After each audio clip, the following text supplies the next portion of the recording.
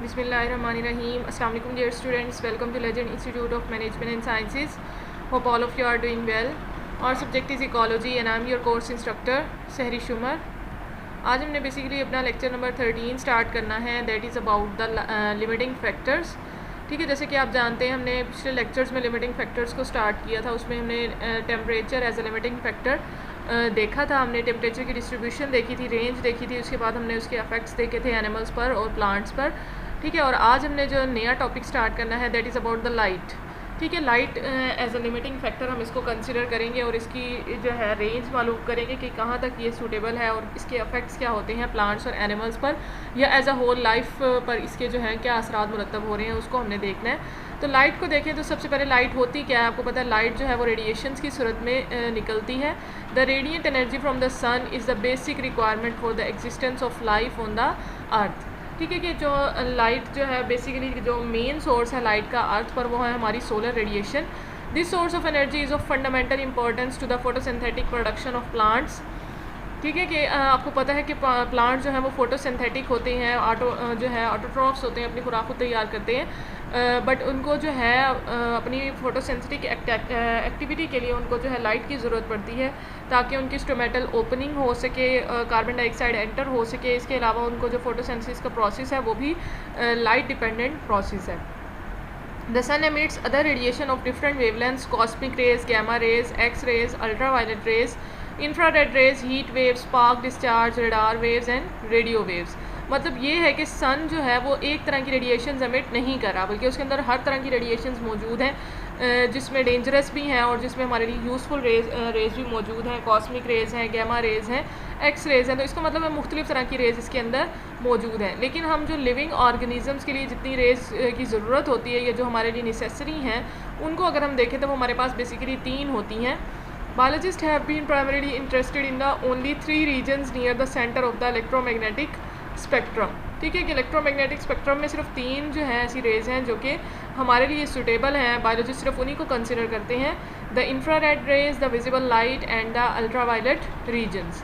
ठीक है, infrared rays को देखें तो इंफ्रारेड रेज़ जो है बेसिकली लॉन्गेस्ट होती हैं। इन तीनों में से सबसे जो ज़्यादा लॉन्गेस्ट रेज़ हैं वो हमारे पास इंफ्रारेड रेज़ हैं और विजिबल नहीं होती, ह्यूमन आई से जो है आसानी से विजिबल नहीं है ये। और बस बेसिकली ये कंट्रीब्यूट करती हैं वार्मथ को, मतलब अर्थ की वार्मथ में इजाफा कर रही होती हैं, गर्मी में इजाफा कर रही होती हैं।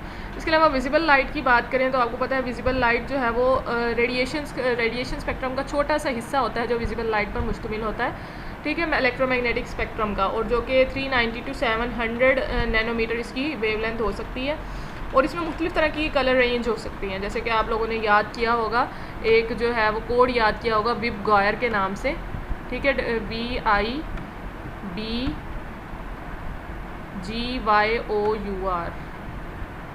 GYOR। ठीक है, कि आप लोगों ने ये कोड जो है पहले भी क्लासेस में याद किया होगा विजिबल लाइट के तौर पर। तो यहाँ पर भी विजिबल लाइट में यही कलर्स जो हैं वो मौजूद होते हैं। विब गायर जिसमें आप कहते हैं violet, indigo, blue, green, yellow, orange and red. ठीक है, कि विजिबल लाइट 390 से 700 नैनोमीटर की इसकी वेवलेंथ होती है और इसके अंदर ये लाइट्स जो है वो मौजूद होती हैं। अब ये जो हमारे पास विजिबल लाइट है बेसिकली यही जो है फोटोसिंथेटिक और रिदमिक एक्टिविटीज़ को चला रही होती हैं एनिमल्स की। आपको पता है एनिमल्स जो है मुख्तलिफ़ तरह की रिदमिक एक्टिविटीज़, रिदमिक बिहेवियर उनके अंदर मौजूद होता है। तो वो यही जो है विजिबल लाइट की वजह से ये जो कंट्रोल हो रहा होता है। इसके अलावा वेवलेंथ जो अगर हम अल्ट्रावायलेट रीजन्स की बात करें या अल्ट्रावायलेट रेज़ की बात करें तो उनकी जो वेवलेंथ है वो शॉर्टर होती है। ठीक है, the wavelength of UV light from the sun is shorter that is visible light. ठीक है, कि विजिबल लाइट से शॉर्टर जो वेवलेंथ की लाइट होती है वो हमारे पास अल्ट्रावायलेट होती है और ये अपर लेवल में प्रोड्यूस होती है, अर्थ के अपर लेवल में, जैसे आइनोस्फीयर वगैरह में, वहाँ तक ये प्रोड्यूस होती हैं। ठीक है, और तो हमारे पास ये 3 तरह की जो है वो रेज़ हो गई, infrared, visible light and ultraviolet regions. इसके बाद अगर हम बात करें लाइट रिसेप्टर्स ऑफ एनिमल्स, मतलब जो है रिसेप्शन कहाँ पर हो रही होती है, एनिमल्स जो है वो लाइट को एक्सेप्ट कैसे करते हैं, रिसेप्ट कैसे करते हैं, उसको अगर हम देखें तो इसमें क्या है, since animals depends on light for orientation, मतलब उनको अपनी ओरिएंटेशन के लिए भी लाइट की ज़रूरत होती है, अपनी जो है वो प्लेसमेंट के लिए, जो है वो प्रॉपर शेल्टर के लिए, डायर्नल माइग्रेशन, मतलब दिन और रात की जो उनकी माइग्रेशन है उसके लिए भी लाइट की ज़रूरत होती है। इसके अलावा सिंक्रोनिसिटी ऑफ रिदमिक एक्टिविटीज़, मुख्तलिफ़ तरह की उनकी जो एक्टिविटीज़ है, ब्रीडिंग सीज़न है या और जो है वो एक्टिविटीज़ जो है वो लाइट पर डिपेंडेंट होती हैं। Light reception probably is the most important sensory modality in the exploration of environment. इसीलिए ये जो लाइट की रिसेप्शन है बहुत ज़्यादा इंपॉर्टेंट है। इनके अंदर लाइट रिसेप्टर्स में भी well defined organ such as the vertebrate eye. अब लाइट के जो रिसेप्टर्स हैं वो मुख्तलिफ़ तरह के ऑर्गन्स की सूरत में हो सकते हैं, जैसे कि वर्टिब्रेट आई है, the compound I of crustacea and insects. Insects में आपको पता है कंपाउंड आई मौजूद होती है। सिंपल आईज और ocelli eye of other arthropods and invertebrates and the dermal light receptors, मतलब स्किन के भी रिसेप्टर्स मौजूद होते हैं कुछ एनिमल्स में लाइट रिसेप्टर्स के तौर पर। तो इस तरह से मुख्तलिफ़ तरह के ऑर्गन्स होते हैं जो कि लाइट रिसेप्टर्स का काम कर रहे होते हैं। ठीक है, तो ये हमारे जो, इसके अलावा अगर हम बात करें एनिमल्स की, तो जैसे डॉग्स, कैट्स और हैमस्टर्स वगैरह जो हैं ये कलर ब्लाइंड होते हैं। इनको कलर्स जो है वो डिफ्रेंशिएशन नहीं होती, कलर्स में कलर ब्लाइंड होते हैं। इसके अलावा हॉर्न कैटल जो है और जो है बेसिकली रेड कलर को डिफ्रेंशिएट नहीं कर पाती, रेड कलर को आइडेंटिफाई नहीं कर पाती। इसी तरह हॉर्स, डियर, शीप्स, पिग्स वगैरह जो होती हैं, इसके साथ साथ स्क्विरल्स वगैरह जो हैं वो डिस्टिंग्विश नहीं कर पाती रेड और ग्रीन कलर में। ठीक है, कि उनको डिफरेंस नहीं पता चलता रेड और ग्रीन कलर का। इसी तरह जो प्राइमेट्स हैं, जो बेसिकली मैमल्स हैं सारे के सारे, इसमें जो प्राइमेट्स आते हैं बेसिकली उनके अंदर ऐसी कैटेगरी मौजूद होती है कि वो कलर्स को, तमाम तरह के कलर्स को आसानी से डिस्टिंग्विश कर पाते हैं। और कुछ इंसेक्ट जैसे कि हनी बी भी हैं वो भी कलर को डिस्टिंग्विश कर पाती है। ठीक है, तो बेसिकली डॉग्स, कैट्स और हैमस्टर्स जो हैं वो कलर ब्लाइंड होते हैं। प्राइमेट्स कलर्स को डिस्टिंग्विश कर पाते हैं। इसी तरह इंसेक्ट्स में से हनी भी ऐसी इंसेक्ट है जो कि कलर को डिस्टिंग्विश कर पाती है। ठीक है, तो इसका मतलब है उनके अंदर मुख्तलिफ़ तरह के रिसेप्टर्स मौजूद होते हैं जो कि कलर्स को डिस्टिंग्विश कर पाते हैं। उनके अंदर आइज़ मौजूद होती हैं, जैसे कि वर्टिब्रेट आइज़ हैं। इंसेक्ट्स के अंदर जो है कंपाउंड आइज़ हैं। डर्मल लाइट रिसेप्टर्स भी उनके अंदर मौजूद होते हैं। Light variation in different environment, अगर हम लाइट की वेरिएशंस की बात करें कि लाइट किस तरह से डिफरेंट इन्वायरमेंट में चेंज होती रहती है, तो उसको हम देखते हैं। The intensity of light reaching the earth surface varies with the angle of incidence, मतलब किस एंगल से वो जो है वो गिर रही है, फॉल कर रही है लाइट। इसके अलावा degree of latitude and altitude, ठीक है, कि उसकी जो विड्थ और लेंथ क्या है, कैसे वो गिर रही है, सीज़न क्या है, टाइम ऑफ द डे क्या है, अमाउंट ऑफ जो है वो लाइट एब्जॉर्ब कितनी हुई है अर्थ की सरफेस के साथ, और डिस्पर्स कितनी हुई है। अब डिस्पर्स कैसे होगी कि अगर कोई डस्ट का पार्टिकल आ गया है, कोई इस तरह की जो है वो क्ले वगैरह पार्टिकल्स, या फिर कोई सॉइल के अंदर मुख्तलिफ़ तरह के डस्ट पार्टिकल्स होते हैं जो कि लाइट को दोबारा से रिफ्लेक्ट करवा देते हैं। तो इसका मतलब है ये सारी जो चीज़ें हैं वो बहुत ज़्यादा मैटर करती हैं।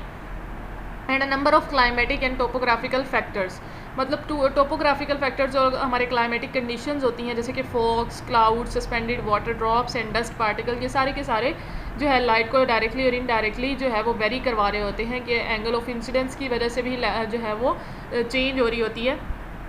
ठीक है, अगर सन जो है वो डायरेक्टली ओवरहेड है तो उसकी इंटेंसिटी आपको पता है ग्रेटेस्ट ही होगी। इसी तरह जैसे जैसे आल्टीट्यूड जो है वो हाई होता जाता है, लाइट की इंटेंसिटी कम होती जाती है। ठीक है, द इल्यूमिनेशन और intensity of day light is greatly diminished by moisture. ठीक है, कि इंटेंसिटी ऑफ लाइट जो है वो सन लाइट बेसिकली हम कंसिडर कर रहे हैं, क्या करती है कि डिमिनिश हो जाती है मॉइस्चर की वजह से, क्लाउड्स की वजह से, and dust in the atmosphere and also by forest vegetation. ये तो आपको बहुत कॉमन सी बात है कि जब जो है बादल छाते हैं या आंधी का मौसम होता है तो लाइट की इंटेंसिटी, सूरज की जो रोशनी है वो बहुत कम हो जाती है, उसकी जो हीट है वो कम हो जाती है। इसके अलावा जब फॉरेस्ट वेजिटेशन, जहाँ पर बहुत घने जंगलात होंगे, वहाँ पर भी जो सन की इंटेंसिटी है वो कम होती है। ठीक है, नेक्स्ट बात करें अबाउट वाटर के बारे में कि वाटर में किस तरह से एब्जॉर्प्शन हो रही होती है। About 10% of the sunlight which falls over the water surface is reflected back and rest 90% of that passes downward in the water. ठीक है, कि क्या होता है, सिर्फ 10% ऐसी एनर्जी है जो कि वाटर पर गिरती है, वाटर पर फॉल करती है, बट जो उसमें से 90% है रिफ्लेक्टेड बैक हो जाती है, and rest 90% of the pass downward. ठीक है, कि उसमें से जो 10% है वो रिफ्लेक्ट बैक हो जाती है और 90% वाटर उसको एब्जॉर्ब कर लेता है। ठीक है, अब इसकी बेस पर हमने क्या किया है, मुख्तलिफ़ तरह की जो रेज़ हैं वो मुख्तलिफ़ तरह की एब्जॉर्प्शन करती हैं। जैसे कि लॉन्गर रेज़ जो हैं वो वाटर की सरफेस के साथ साथ एब्जॉर्ब होती है, मतलब डीपर नहीं जाती। लॉन्गर रेज़ सरफेस की लेयर्स में एब्जॉर्ब हो जाती हैं। इसी तरह जो शॉर्टेस्ट लाइट रेज़ होती हैं वो पेनिट्रेट करती हैं डीपेस्ट लेयर में, डीपेस्ट वाटर लेयर में शॉर्टेस्ट लाइट रेज़ पेनिट्रेट करती हैं। इसी तरह जो लॉन्ग इंफ्रारेड रेज़ होती हैं वो बेसिकली वाटर की सरफेस पर एब्जॉर्ब हो जाती हैं। ठीक है, रेड और orange are comparatively absorbed up to the depth of 20 metres. Red और ऑरेंज कलर की जो वेवलेंथ्स हैं वो 20 मीटर्स की लेंथ तक एब्जॉर्ब होती हैं। तो ये एक तरह की जो है डिस्ट्रीब्यूशन हुई है कि कौन सी लेयर कहाँ पर एब्जॉर्ब होगी। जैसे हमने कहा कि जो हाईएस्ट वेवलेंथ होती हैं, लॉन्गर वेवलेंथ होती हैं लाइट की, वो सरफेस पर एब्जॉर्ब हो जाती हैं। जो शॉर्टेस्ट होती हैं वो डीपर चली जाती हैं। लॉन्ग इंफ्रारेड रेज भी सरफेस पर एब्जॉर्ब हो रही होती हैं। और रेड और ऑरेंज जो है वो कंपैरेटिवली डेप्थ में एब्जॉर्ब होती हैं 20 मीटर्स की डेप्थ पर। इसलिए हमने वाटर को जो है वो जो है लाइट की बेस पर, लाइट पेनिट्रेशन की बेस पर 3 जोन्स में डिवाइड किया हुआ है। Depending upon the penetration of light, oceans are divided into euphotic zone. Euphotic मतलब 50 मीटर्स की डेप्थ तक। इसी तरह disphotic zone up to 80 to 200 metres depth. And aphotic zone below, जो सबसे नीचे होता है, उसको हम क्या कहते हैं, ए फोटिक जोन। ठीक है, तो ये मुख्तलिफ तरह के जोन्स है। जैसे आपको यहाँ पर नज़र आ रहा होगा, ये ए फोटिक जोन है बेसिकली, और इसके बाद डिसफोटिक जोन है, और ये यूफोटिक जोन है। ठीक है, यहाँ पर लाइट की पेनिट्रेशन बहुत कम होती है। यहाँ पर ट्वाइलाइट मतलब एवरेज लाइट एब्जॉर्ब हो रही होती है, और सनलाइट यहाँ पर मैक्सिमम पड़ रही होती है। ठीक है, इसके अलावा जो फोटोसेंसिस है, अगर डीपर लेयर में फोटोसेंसिस होनी है तो वहाँ पर तो लाइट इतनी नहीं पहुँच रही, तो वहाँ पर क्या होते हैं, मुख्तलिफ तरह के एलजी वगैरह पड़े होते हैं डीपेस्ट लेयर में। वो क्या करते हैं, photosynthesis in deeper water occur with blue और ग्रीन रेज। ठीक है, कि ब्लू और ग्रीन जो रेस पड़ रही होती हैं उससे ज़्यादा ये अब्जॉर्ब होती है। जैसे हमने जो है वो कहा था कि जो शॉर्टेस्ट रेस हैं वो नीचे ज़्यादा जाएंगी, तो इसका मतलब है ब्लू और ग्रीन रेज नीचे जो जा रही हैं बॉटम लेयर में, वहाँ पर जो है फोटोसेंसिस का काम करेंगी। ठीक है, और ये एब्जॉर्ब कौन करता है, ये एलजी के मुख्तलिफ तरह के जो पिगमेंट्स होते हैं, ब्राउन और रेड पिगमेंट्स एलजी के अंदर जो मौजूद होते हैं फाइटोसाइनिन और फाइटोक्रोम्स की सूरत में, वो इस लाइट रेस को एब्जॉर्ब करते हैं और फोटोसेंसिस परफॉर्म करते हैं। ठीक है, नेक्स्ट कैटेगरी हम देखें, effect of light on the plants. ठीक है, कि प्लांट्स पर क्या असर पड़ता है लाइट की जो है वो रेंज का, लाइट कम या ज़्यादा होने का। Light controls plant structure, form, shape. ठीक है, प्लांट्स के स्ट्रक्चर मुख्तलिफ तरह के जो होते हैं ऑर्गन्स की फॉर्मेशन में, फॉर्म, शेप, फिजियोलॉजी मतलब फंक्शनिंग को भी कंट्रोल कर रही होती है light, growth, reproduction, development and local distribution. Local distribution मतलब लाइट जो है वो लाइट जो है बहुत इंपॉर्टेंट रोल प्ले करती है प्लांट्स की डिस्ट्रीब्यूशन में। ऐसे प्लांट जो कि शेड लविंग होते हैं वो ऐसे एरियाज़ में पाए जाते हैं जहाँ पर लाइट की जो है वो इंटेंसिटी कम होती है। इसी तरह जो इनको फुल सनलाइट की ज़रूरत होती है वो ऐसे एरियाज़ में पाए जाते हैं जहाँ पर लाइट की इंटेंसिटी बहुत ज़्यादा होती है। तो इसका मतलब है लोकल डिस्ट्रीब्यूशन भी लाइट की वजह से हुई है। इसके अलावा on the basis of light factor certain ecologist have classified plants, photophobic plants and photophilous plant. अब फोटोफोबिक प्लांट क्या होते हैं, फोटोफोबिक प्लांट को हम शायोफाइट्स भी कहते हैं। ठीक है, शायोफाइट्स आपको नाम से पता चल रहा है कि ऐसे प्लांट जो शेड लविंग होते हैं, मतलब उनको जो है सन की इंटेंसिटी, मिनिमम इंटेंसिटी उनको रिक्वायर होती है, वो बहुत कम जो है वो उसमें रह लेते हैं। शेड लविंग और photophobic plants best growth under the lower light intensities. ठीक है, कि इनकी जो बेस्ट ग्रोथ है वो लोअर लाइट इंटेंसिटीज़ के अंदर होती है। इसको हम शायोफाइट्स भी कहते हैं और फोटोफोबिक प्लांट्स भी कहते हैं। ठीक है, फोटो मीन लाइट और फोबिक मीन्स रिपेलर, मतलब लाइट्स को रिपेल करता है। तो इस तरह फोटोफाइलस मतलब लाइट लविंग, ये क्या करता है कि ये इन प्लांट्स को हम हीलियोफाइट्स भी कहते हैं या फिर फोटोफाइलस भी कहते हैं। ये प्लांट्स बेसिकली इनकी जो बेस्ट ग्रोथ है वो लाइट की मैक्सिमम इंटेंसिटीज़ के अंदर इनकी ग्रोथ बेस्ट हो रही होती है। ठीक है, तो इनको हमने दो कैटेगरीज़ में प्लांट्स को डिवाइड कर दिया, फोटोफोबिक प्लांट एंड फोटोफाइलस प्लांट। ये तो थी हमारी प्लांट के बारे में। नेक्स्ट अगर हम देखें एनिमल्स मज़ीद या फिर इसकी जो है वो डायरेक्ट और इनडायरेक्ट इफेक्ट्स को, effect of light on plants. ठीक है, कि अगर प्लांट्स पर जो अफेक्ट हो रहे हैं लाइट के, डायरेक्ट इफेक्ट को अगर हम सबसे पहले देखें तो डायरेक्ट इफेक्ट क्या है, it is essential factor for the formation of chlorophyll pigment in the chlorophyllous plants. ठीक है, कि क्लोरोफिल आपको पता है कि इंपॉर्टेंट पिगमेंट होता है प्लांट्स के अंदर, जो है फोटोसिंथेसिस परफॉर्म करवा रहा होता है। तो इसका मतलब है क्लोरोफिल की फॉर्मेशन, क्लोरोफिल पिगमेंट की फॉर्मेशन लाइट की जो है वजह से हो रही होती है। इसके अलावा second character, it is very strong influence on the number and position of chloroplast. के नंबर आपको पता है क्लोरोप्लास्ट बेसिकली प्लांट्स के लीव्स के अंदर मौजूद होते हैं, क्योंकि लीव्स ने फोटोसिंथेसिस करनी है। तो लीव्स में जो डिस्ट्रीब्यूशन है क्लोरोप्लास्ट की वो लाइट पर डिपेंडेंट होती है। इसी तरह जो लीव का अपर पार्ट होता है जो कि डायरेक्ट जो है वो सनलाइट के साथ एक्सपोज हुआ होता है, उसमें लार्ज नंबर ऑफ क्लोरोप्लास्ट मौजूद होते हैं। इसी तरह जो उसका लोअर पार्ट होता है जो लीव का, वहाँ पर क्लोरोप्लास्ट कम मौजूद होते हैं। इसी तरह जो अंडर शेडेड प्लांट होते हैं, मतलब ऐसे प्लांट जो कि शेड में रह रहे होते हैं, उनके अंदर जो क्लोरोप्लास्ट की डिस्ट्रीब्यूशन है वो भी कम होती है, उनके नंबर कम होते हैं। ठीक है, ये तो था क्लोरोप्लास्ट के बारे में। नेक्स्ट हमारे पास थर्ड पॉइंट है, light has its most significant role in photosynthesis. Photosynthesis आपको पता है कि जो है वो फूड प्रोडक्शन का जो है वो एक प्रोसेस है प्लांट्स के अंदर, जो कि लाइट की मौजूदगी में हो रहा होता है। लाइट की मौजूदगी में जो है स्टोमेटा ओपन होते हैं, कार्बन डाइऑक्साइड एंटर होता है और जो है वो हमारे पास जो कार्बन डाइऑक्साइड और वाटर की मौजूदगी में जो बनता है प्रोडक्ट हमारे पास ग्लूकोज, इसका मतलब है हमारे पास जो सोलर रेडिएशंस होती हैं उनको कन्वर्ट कर दिया जाता है केमिकल रेडिएशंस में। तो इसके लिए लाइट बहुत ज़्यादा ज़रूरी होती है। इसके अलावा light inhibits the production of oxygen और growth hormone as a result of which it influence the shape and size of plant. ठीक है कि ऑक्सीजन एक हार्मोन है जो प्लांट के अंदर मौजूद होता है और बेसिकली ग्रोथ हार्मोन है जो कि लाइट जो है इनहिबिट कर देती है ऑक्सीजन की प्रोडक्शन को। ठीक है, जिसकी वजह से उसकी शेप और साइज़ में बहुत ज़्यादा फ़र्क पड़ता है, बहुत ज़्यादा उसके अंदर चेंज आता है। ठीक है, ग्रोथ हार्मोन के अंदर अगर हम ऑक्सीजन की बात करें तो ऑक्सीजन जो है वो बहुत इंपॉर्टेंट रोल प्ले कर रहा होता है। तो अगर जो है वो टोटल डार्कनेस में अगर प्लांट को रख दिया जाए, बिल्कुल डार्कनेस हो, तो क्या होगा, produce maximum amount of growth hormone, कि उसके अंदर जो है आपने जैसे पढ़ा कि यहाँ पर light inhibits the production of oxygen. तो हमने क्या किया, हमने प्लांट को उठाया और उसको शेड के अंदर रख दिया, बिल्कुल डार्कनेस के अंदर रख दिया। अब क्या होगी, उसके अंदर ऑक्सीजन की प्रोडक्शन मैक्सिमम होगी। अब उसकी जो ग्रोथ है वो भी मैक्सिमम होगी और वो एलोंगेट कर जाएगा, लेकिन ज़्यादा एलोंगेटेड हो जाएगा क्योंकि हमने उसको फुल डार्कनेस में रख दिया है। तो अब क्या होगा, उसकी जो एलोंगेशन है वो हद से ज़्यादा हो जाएगी, वो उसकी जो स्टेम है वो वीक येलो स्टेम होगी और उसके अंदर फ्यू ब्रांचेस मौजूद होंगी। इसी तरह अगर हम रिड्यूस लाइट के अंदर जो है वो रखते हैं प्लांट को, तो वो क्या करेगा, डेवलपमेंट को प्रमोट करेगा, वेजिटेटिव स्ट्रक्चर ज़्यादा से ज़्यादा बनेंगे और उसके अंदर डेलिकेसी भी आएगी। तो इसका मतलब है रिड्यूस लाइट जो है हमारे लिए बेहतर हो रही है। इसके अलावा अगर हम इंटेंस लाइट के अंदर रखते हैं, intense light favours the development of flowers and fruits and seeds. के इंटेंस लाइट के अंदर उसकी डिस्ट्रीब्यूशन जो है वो वेजिटेटिव प्रोपगेशन जो है वो आसानी से होगी, वेजिटेटिव डेवलपमेंट, उसके अंदर फ्लावर्स और फ्रूट्स की डेवलपमेंट भी स्टार्ट हो जाएगी। इसके अलावा leaf structure two is influenced by the intensity of light. Leaf का जो स्ट्रक्चर है वो भी बेसिकली इंटेंसिटी ऑफ लाइट के साथ साथ जो है वो डिपेंडेंट होता है। आपको पता है लीफ की जो अपर सरफेस होती है उस पर जो है वो स्टोमेटा ज़्यादा डिस्ट्रीब्यूटेड होते हैं as compare to lower surface. तो इसका मतलब है उसका स्ट्रक्चर जो है वो डायरेक्टली या फिर इनडायरेक्टली लाइट से इन्फ्लुएंस हो रहा होता है। इसी तरह duration of light is also very important, मतलब कितने टाइम के लिए जो है वो लाइट पड़ रही है प्लांट पर, ये भी बहुत ज़्यादा इंपॉर्टेंट है। एक्चुअल ड्यूरेशन और लेंथ ऑफ द डे। ठीक है, तो ये जो ड्यूरेशन ऑफ लाइट है ये भी हमारे लिए बहुत ज़्यादा इंपॉर्टेंट है। एक्चुअल ड्यूरेशन जो होती है या जो है वो डे लेंथ, वो हमारे लिए बहुत ज़्यादा मैटर करती है। ठीक है, एक्चुअल ड्यूरेशन और length of the day photo period is significant. ठीक है कि ड्यूरेशन ऑफ लाइट को हमने फ़ोटो पीरियड का नाम दिया है, मतलब प्लांट्स के लिए ये फ़ोटो पीरियड बहुत ज़्यादा ज़रूरी होता है, बहुत ज़्यादा इसके अंदर क्रिटिकल होता है। कुछ शॉर्ट डे प्लांट्स होते हैं, कुछ लॉन्ग डे प्लांट्स होते हैं, मतलब लेंथ उनकी वेरी करती है कि उनको कितनी रिक्वायरमेंट होती है लाइट की।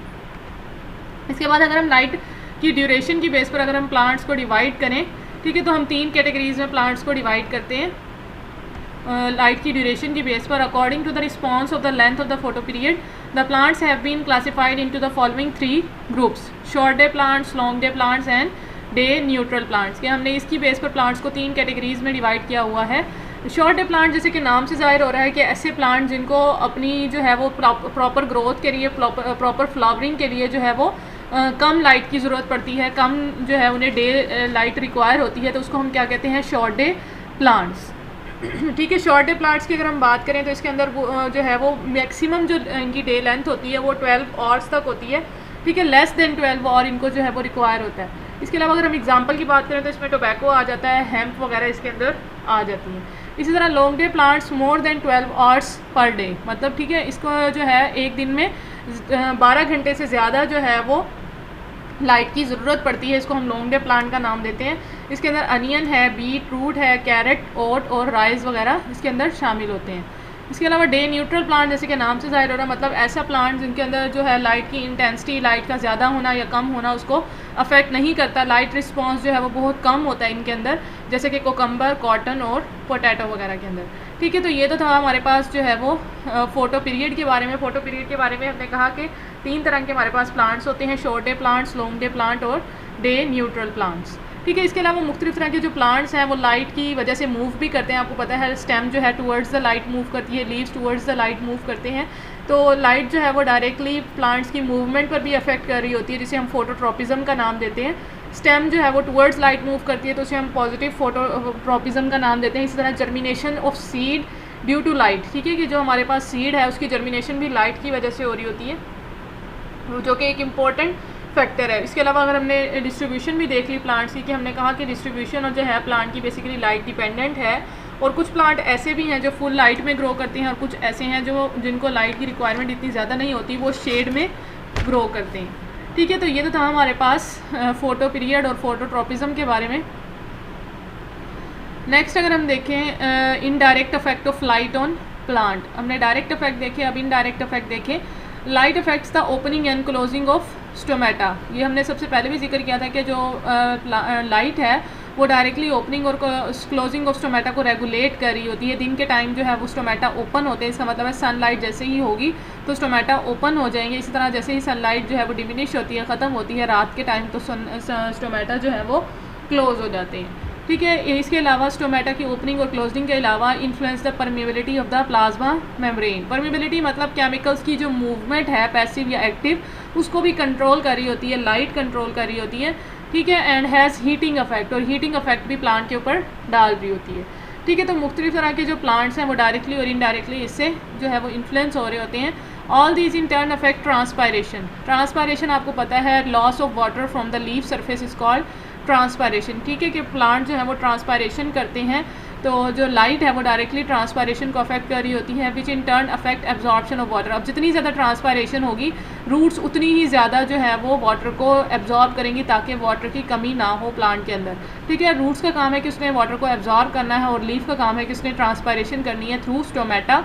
तो जितनी ज़्यादा वाटर की ट्रांसपायरेशन होती जाएगी उतनी ज़्यादा वाटर एब्जॉर्ब भी होता रहेगा। Light affects respiration of plants indirectly. अब रेस्पायरेशन को भी प्लांट्स की जो है वो इनडायरेक्टली अफेक्ट कर रही होती है लाइट। जितना ज़्यादा रेट रेस्पायरेशन का इंक्रीज़ होगा, लाइट की इंटेंसिटी उतनी ज़्यादा होगी, मतलब लाइट की ज़्यादा इंटेंसिटी होगी तो रेस्पायरेशन भी ज़्यादा होगी। तो इसका मतलब है ये डायरेक्ट और इनडायरेक्ट इफेक्ट है हमारे पास लाइट के। नेक्स्ट अगर हम एनिमल्स की बात करें कि एनिमल्स के ऊपर क्या अफेक्ट कर रही होती है प्लांट जो लाइट है, तो सबसे पहले हमारे पास effect of light on protoplasm. और प्रोटोप्लाज्म क्या होता है आपको पता है, साइटोप्लाज्म और न्यूक्लियस के कम्बिनेशन को आप क्या कहते हैं, प्रोटोप्लाज्म कहते हैं। मतलब living content of the cell जो होता है आप उसको प्रोटोप्लाज्म का नाम देते हैं। Sometimes sun rays penetrate cover of the cells and cause excitation, activation, ionization and heating of the protoplasm of different body sales.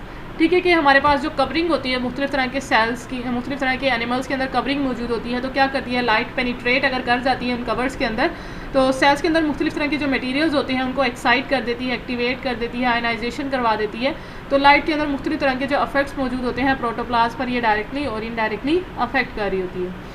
Next है हमारे पास effect of light on metabolism. अब मेटाबॉलिज्म आपको पता है केमिकल रिएक्शन है जो body के अंदर हो रहा होता है। दो तरह के होते हैं, कैटाबॉलिज्म और एनाबॉलिज्म के तौर पर। कैटाबॉलिज्म जिसमें ब्रेक डाउन हो रही होती है मुख्तलिफ तरह के प्रोडक्ट्स की, और एनाबॉलिज्म क्या है कि जिसमें जो है वो प्रोडक्ट्स बन रहे होते हैं। ठीक है, तो ये दोनों रिएक्शन जो है वो मेटाबॉलिज्म के अंदर इंक्लूडेड होते हैं। The increase intensity of light results in increase in enzymatic activity, कि जितने ज़्यादा लाइट की इंटेंसिटी इंक्रीज होगी इंजाइमेटिक एक्टिविटी भी उतनी ही ज़्यादा होगी। General metabolic rate and solubility of salt and minerals in the protoplasm. ठीक है, कि इंक्रीज इंटेंसिटी की वजह से इंजाइमेटिक एक्टिविटी इंक्रीज होगी, और जितनी इंजाइमेटिक एक्टिविटी इंक्रीज होगी मेटाबॉलिज्म उतना ज़्यादा से ज़्यादा होगा। जनरल मेटाबॉलिक रेट उतना ज़्यादा होगा और solubility of salts and minerals in the protoplasm भी ज़्यादा होंगे। ठीक है, जैसे कि आप लोगों ने नोट किया होगा कि जो केव डिवेलिंग एनिमल्स होते हैं, मुख्तलिफ तरह के केव डिवेलिंग ऑर्गेनिज्म होते हैं जो केव्स वगैरह में रहते हैं, वो बहुत ज़्यादा स्लगिश होते हैं। उनकी हैबिट है कि वो हैबिट के लिहाज से बहुत ज़्यादा स्लगिश होते हैं, और उनके अंदर जो रेट ऑफ मेटाबॉलिज्म है वो भी स्लो होता है, क्योंकि उनको डायरेक्टली लाइट नहीं मिल रही होती। इसका मतलब लाइट जो है वो डायरेक्टली अफेक्ट कर रही है मेटाबॉलिज्म को। जितनी ज़्यादा लाइट होगी मेटाबॉलिज्म भी उतना ज़्यादा होगा। अब जो केव में रह रहे होते हैं उनको डायरेक्ट लाइट नहीं मिल रही होती, इसलिए उनका जो बिहेवियर है वो स्लगिश होता है। नेक्स्ट पॉइंट है हमारे पास affect of light on pigmentation. Pigmentation मतलब स्किन का जो कलर है वो डायरेक्टली लाइट से अफेक्ट हो रहा होता है। पिगमेंट्स हमारे आपको पता है मेलानोफोर, जो हमारे पास मेलानिन जो पिगमेंट होता है वो जितनी ज़्यादा लाइट होगी मेलानिन उतना ही ज़्यादा प्रोड्यूस होगा, जो कि हमारे स्किन कलर को अफेक्ट कर रहा होता है। लाइट इन्फ्लुएंस पिगमेंटेशन इन एनिमल्स। केव एनिमल्स लैक स्किन पिगमेंट्स। के केव एनिमल्स जो होते हैं जो डायरेक्टली सनलाइट से एक्सपोज नहीं होते, उनके अंदर जो लाइट की जो है वो पिगमेंट्स हैं, वो स्किन के पिगमेंट्स जो हैं वो कम अमाउंट में डिस्ट्रीब्यूटेड हुए होते हैं। तो इसका मतलब है लाइट जो है वो इन्फ्लुएंस हो रही होती है। इसी तरह जो डार्कली पिगमेंटेड एनिमल्स होते हैं, मैमल्स वगैरह या ह्यूमंस की भी बात कर लें, तो वो ऐसे इलाकों में रह रहे होते हैं जहाँ पर डायरेक्ट सनलाइट उनको अफेक्ट कर रही होती है। बेसिकली ट्रॉपिकल रीजन्स में जो हम ह्यूमंस वगैरह रह रहे होते हैं जहाँ पर गर्मी बहुत ज़्यादा पड़ रही है, तो उनकी जो स्किन की पिगमेंटेशन है, ये स्किन का जो कलर है उनका डायरेक्टली जो है वो सनलाइट से एक्सपोज होता है, इसलिए उनका स्किन का कलर डार्क होता है as compare to other regions, क्योंकि स्किन जो है पिगमेंट ज़्यादा से ज़्यादा प्रोड्यूस करती है जब उसको ज़्यादा लाइट मिलती है। इसी तरह पिगमेंट की जो सेंसेस है तो हम कह सकते हैं कि लाइट पर डिपेंडेंट होती है। ठीक है, ये तो था हमारे पास पिगमेंटेशन के बारे में। नेक्स्ट हम बात करें effect of light on animals movement, कि एनिमल्स की मूवमेंट पर भी लाइट जो है वो डायरेक्टली और इनडायरेक्टली अफेक्ट कर रही होती है। ओरिएंटेड लोकोमोटरी मूवमेंट टुवर्ड्स और away from the source of light is called phototaxis, कि अवे और या दूर या जो है वो करीब की तरफ मूव करना, लाइट की तरफ मूव करना या लाइट से दूर जाना, वो उसको हम नाम देते हैं फोटोटैक्सिस का। To orient themselves the animals use the sun, moon, stars as a compass.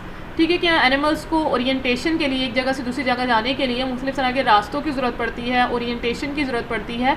तो वो ओरिएंटेशन कहाँ से लेते हैं? सन से ले सकते हैं, मून से ले सकते हैं, या फिर स्टार्स को कंपस के तौर पर यूज़ करते हैं। तो अगर वो लाइट की तरफ मूव करें तो हम उनको कहते हैं पॉजिटिवली फोटोटैक्टिक। ठीक है, जैसे कि यूग्लेना वगैरह जो है वो लाइट की तरफ मूव करते हैं, इसलिए हम उनको कह देते हैं पॉजिटिवली फोटोटैक्टिक एनिमल्स हैं। इसी तरह कुछ ऐसे एनिमल्स हैं जो सोर्स ऑफ लाइट से अवे मूव करते हैं।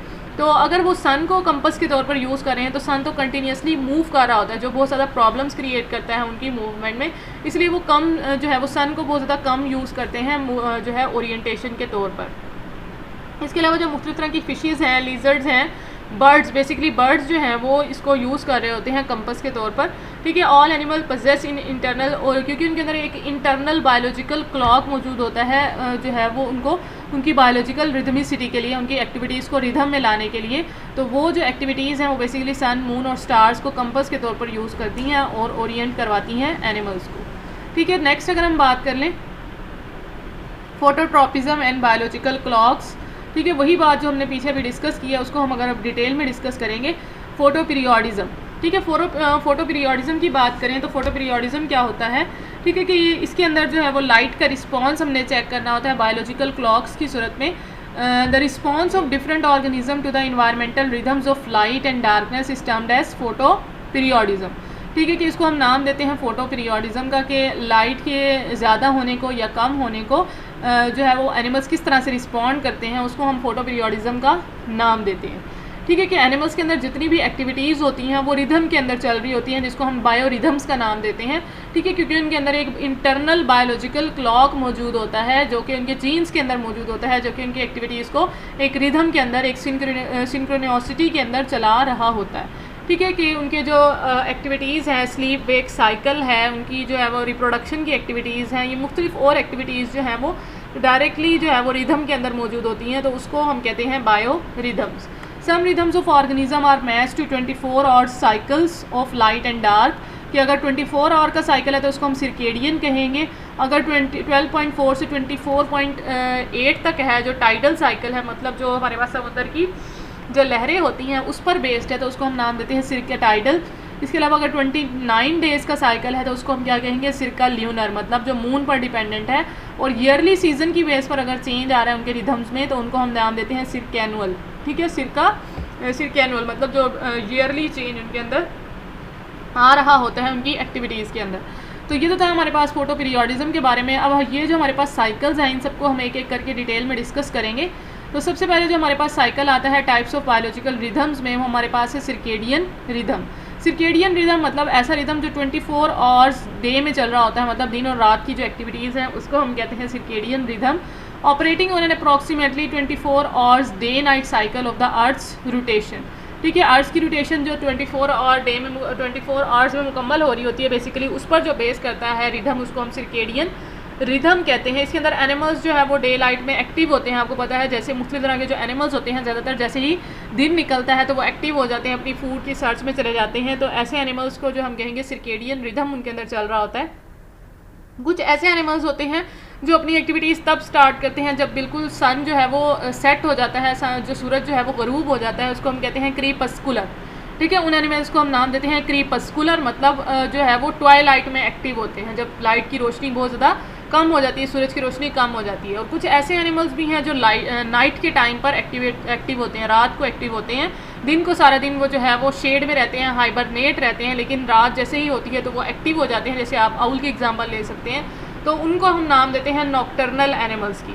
ठीक है, तो 3 कैटेगरीज हो गई हमारे पास। एक ऐसे एनिमल जो दिन के टाइम पर एक्टिव होते हैं, एक ऐसे एनिमल्स जो कि दोपहर के टाइम पर मतलब जब सूरज गुरूब हो जाता है तब एक्टिव होते हैं तो उनको हम नाम देते हैं क्रीपस्कुलर एनिमल्स का। और कुछ ऐसे एनिमल्स हैं जो रात के टाइम एक्टिव होते हैं, उनको हम नाम देते हैं नॉक्टर्नल एनिमल्स का। इसी तरह ये तो थी एनिमल्स की बात। अगर हम प्लांट्स की बात करें तो प्लांट्स भी जो है वो लाइट को देखकर जो है वो अपनी फ्लावरिंग करते हैं ताकि जो इंटरनल ऑर्गन्स हैं उनको डायरेक्ट कोल्ड या हीटिंग इफेक्ट से बचाया जा सके। ठीक है, तो ये तो था हमारे पास सिरकेडियन रिदम। नेक्स्ट है हमारे पास सिरकेटाइडल रिदम। सिरकेटाइडल रिदम की बात करें तो टाइडल रिदम मतलब नाम से ज़ाहिर हो रहा है ये टाइड्स के साथ इन्फ्लुएंस होता है। अब टाइड्स क्या होती हैं, जो हमारे पास ओशन या सीज के अंदर जो टाइड्स लहरें जो है मौजूद हो उनकी बेस पर जो रिदम चल रहा होता है उसको हम नाम देते हैं सिरकेटाइडल रिदम।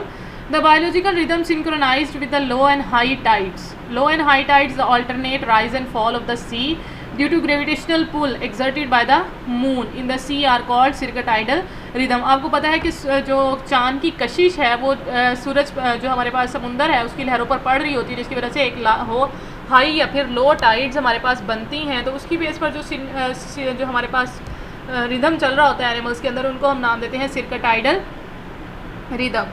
जैसे कि डायटम्स वगैरह जो होते हैं वो हाई हो, जब समुंदर की लहरें ज़्यादा तेज़ होती हैं, हाई टाइड्स होती हैं, तो वो क्या करते हैं सैंड्स के अंदर चले जाते हैं, डिसेंड कर जाते हैं सैंड के अंदर। और जैसे ही लो टाइड्स होती हैं तो वो सरफेस पर दोबारा से वापस आ जाते हैं। तो इसका मतलब है टाइड्स उनको बेसिकली इन्फ्लुएंस कर रही होती हैं। इस तरह के मुख्तलिफ तरह के जो बाइवेल्व मोलस्क होते हैं जिनको हमने पर्ल ओस्टर भी कहते हैं उन्हें, ठीक है, उनके अंदर क्या होता है वो जैसे ही फिल्ट्रेशन वो ज़्यादा से ज़्यादा फिल्ट्रेशन करना शुरू कर देते हैं जब उनकी समुंदर की लहरें जो हैं जब तेज़ हो जाती हैं, हाई टाइड्स जब बनती हैं तो उनके अंदर फिल्ट्रेशन ज़्यादा तेज़ हो जाती है ताकि वो ज़्यादा से ज़्यादा फूड्स को अपने अंदर कैप्चर कर सकें।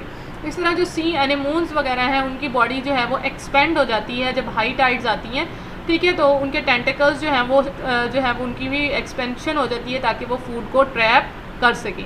तो ये तो था हमारे पास सिरकेटाइडल रिदम के बारे में, जिसमें मुख्तलिफ तरह के एनिमल्स जो हैं वो अपनी एक्टिविटीज़ को या तो कम कर देते हैं या ज़्यादा कर देते हैं जब हाई या फिर लो टाइड्स होती हैं। ठीक है, ये तो था हमारे पास सिरकेटाइडल रिदम के बारे में। नेक्स्ट हम डिस्कस करें, नेक्स्ट टाइप है हमारे पास सर्कुलर रिदम जो कि मून पर डिपेंडेंट होता है। मतलब मून का जो साइकिल होता है हमारे पास 29 डेज़ का, उस पर जो डिपेंडेंट साइकिल होता है उसको हम नाम देते हैं सर्कुलर। ठीक है, biological rhythm which are synchronised with the phases of the moon are called circular rhythm. ठीक है, for example a marine polychaete Platynereis dumerilii. ठीक है, एक मेरीन पोलिकीट जिसका साइंटिफिक नेम है Platynereis dumerilii is a long worm like non sexual creature which lives in a burrow. ठीक है, warm like इसकी बॉडी होती है और बरोज के अंदर ये रहता है। ठीक है, जैसे ही इसका ब्रीडिंग सीज़न आएगा तो ये क्या करेगा, मून के साथ इसकी डायरेक्टली इन्फ्लुएंस हो रहा होता है। तो जैसे ही मून फुल होता है, ठीक है, इसका जो ब्रीडिंग सीज़न आ जाता है तो ये जो है वो अपनी जो है ब्रिलियंटली कलर इसके अंदर मौजूद हो जाते हैं, मतलब अपनी बॉडी को ब्रिलियंटली कलरफुल कर लेता है। और इसका साइज़ भी एज़ कम्पेयर टू नॉर्मल जो है वो लार्ज हो जाता है। इसकी आइज़ बड़ी हो जाती हैं, टेंटिकल्स इसके लार्ज हो जाते हैं और ये एक सेक्शुअल फॉर्म में तब्दील हो जाता है जिसको हम नाम देते हैं हेट्रोनेरिस का। ठीक है, वैसे तो ये एक नॉन सेक्शुअल क्रिएचर है, लेकिन जैसे ही हाई जो हमारे पास मून है वो अपनी फुल जो है वो शाइन में होता है, 14 डेज का जो मून होता है हमारे पास, फुल मून जिसे हम कहते हैं, तो उसकी जैसे ही फुल मून आएगा तो ये जो हमारे पास वॉर्म लाइक एनिमल है ये क्या करेगा, अपनी बॉडी को फुली जो है वो ब्रिलियंटली कलर कर लेगा। इसकी आइज साइज़ में लार्जर हो जाएंगी, इसके टेंटिकल साइज़ में बड़े हो जाएंगे और ये एक सेक्शुअल फॉर्म में तब्दील हो जाएगा जिसको हम नाम देते हैं हेट्रोनेरिस का। अब ये हेट्रोनेरिस क्या करेगा, स्वॉर्म एक्टिवली एट सी शोर। स्वॉर्म मतलब इकट्ठे हो जाते हैं बहुत ज़्यादा जो है हमारे पास वॉर्म लाइक जो एनिमल्स हैं वो सी शोर्स पर जाकर इकट्ठे हो जाते हैं फुल मून में और क्या करेंगे, परफॉर्म नप्शियल डांस एंड स्पॉन।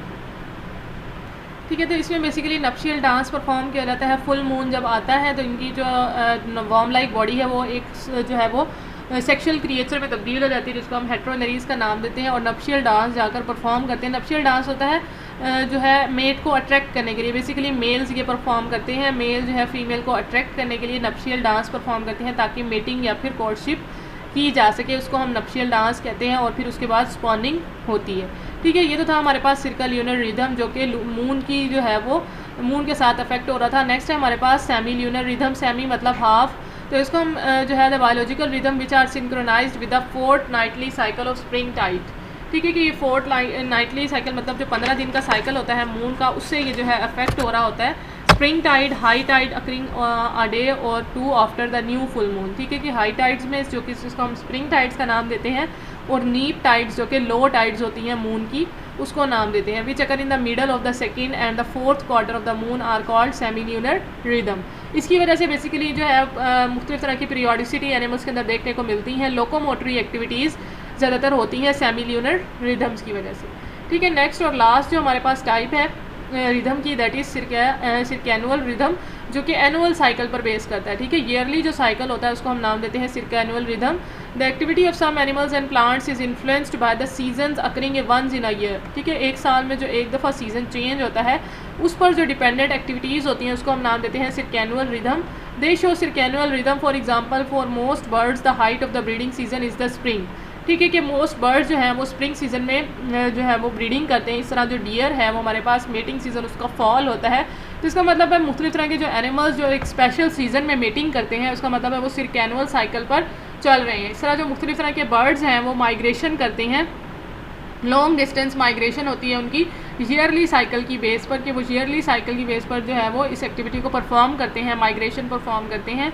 तो ये था हमारे पास सिरकैनुअल रिदम के बारे में। तो ये जो सारी के सारे रिदम्स हैं, बायोलॉजिकल रिदम जो हमने मुख्तलिफ तरह की टाइप्स पढ़ी हैं, ये सारे के सारे एनिमल्स के जीन्स के अंदर मौजूद होते हैं, लेकिन जो है इन्वायरमेंटल एक्टिविटीज़ की वजह से, इन्वायरमेंटल चेंज की वजह से उनके जीन्स में भी चेंज आ सकता है, ठीक है। लेकिन ये बेसिकली इनकी जीन्स के अंदर, बिहेवियर के अंदर उनके मौजूद होता है। तो ये तो था हमारे पास जो है वो टाइप्स के बारे में, जिसमें हमने लाइट को बेसिकली डिस्कस किया। नेक्स्ट इंशाल्लाह हम नेक्स्ट लिमिटिंग फैक्टर को देखेंगे।